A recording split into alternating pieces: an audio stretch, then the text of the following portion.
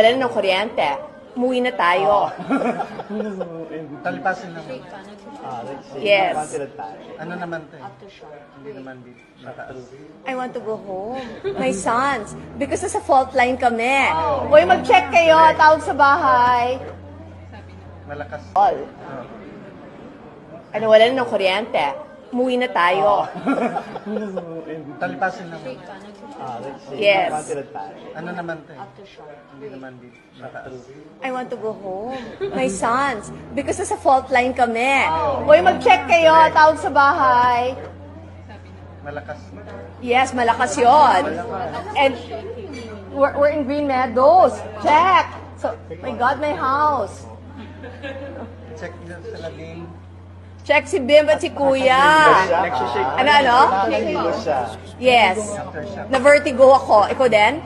Ako din. Na ano ako? Wait Oh. At nag-shake pa. It's the end of the world na I'm telling you. Buti na lang binili ko lahat ng Chanel na gusto kong bilhin.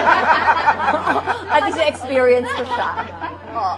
Buiset, ang laki pa ng tax na binayaran ko. Sana para innovate ko na mga ginastos ko. Matatapos na ka lang. Oo. Wala na. Hindi, Kuya Dino, nahihilo ko until now. Hey, sir. Ang lakas. Meron pa. Can you have Stugeron and Cirque, please? Utang na lang, mahihimatay ata ako. Ang pangat na to.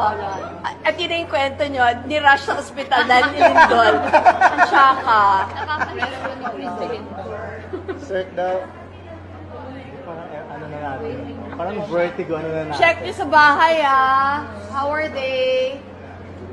Rochelle, checking 2 kids. Hello. My God, baka yung games. Baka nag-topple over yung bagong TV.